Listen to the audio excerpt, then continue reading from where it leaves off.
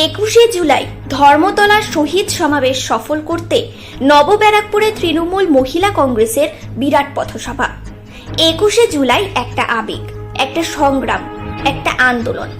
Trinamool supremo Mamata বন্দ্যোপাধ্যায়ের ডাকে ধর্মতলা শহীদ সমাবেশ সফল করতে নবব্যারাকপুর শহর জুড়ে চলেছে লাগাতার প্রচার অভিযান, পথসভা, মিছিল।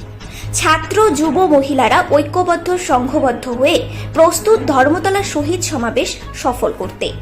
21শে জুলাই শহীদ স্মরণে ধর্মতলা চলো সমাবেশকে সফল করতে শুক্রবার সন্ধ্যায় নবব্যারাকপুর শহর তৃণমূল মহিলা কংগ্রেসের উদ্যোগে স্থানীয় 175 নম্বর মিনি বাস স্ট্যান্ডের সামনে এক বিরাট পথসভা অনুষ্ঠিত হয়।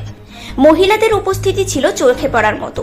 সভায় সভাপতিত্ব করেন মহিলা তৃণমূল সভানেত্রী তথা পুর প্রতিনিধি নির্মিকা বাগচি।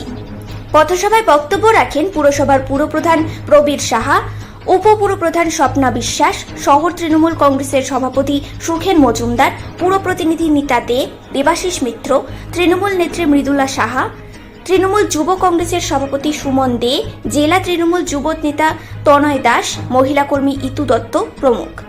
উপস্থিত ছিলেন বিভিন্ন ওয়ার্ডের কাউন্সিলরগণ ও কয়েক হাজার তৃণমূল মহিলা কর্মী সমর্থকরা।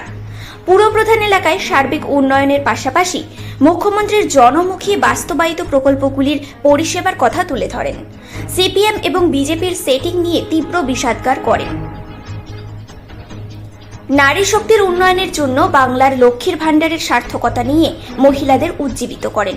নিউ ব্যারাকপুর শহর থেকে কয়েক হাজার তৃণমূল কর্মী সমর্থকরা ঐক্যবদ্ধভাবে ধর্মতলা শহীদ সমাবেশে অংশগ্রহণ করবেন বলেন পুরপ্রধান। আমাদের এই শেষ পথসভা ছিল। এই পথসভায় আমাদের মাননীয় নেত্রী, আমাদের রাজ্যের নেত্রী শ্রদ্ধেয় চন্দ্রিমা ভট্টাচার্য মহাশয়ের নির্দেশেই আমরা এই শেষ পথসভা মহিলাদের ব্যানারেই করলাম।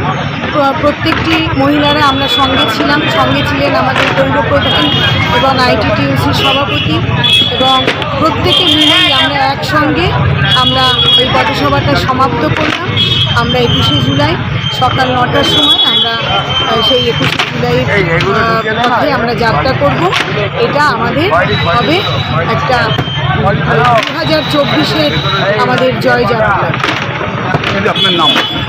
আপনার নাম? নির্মিকা বাগচি।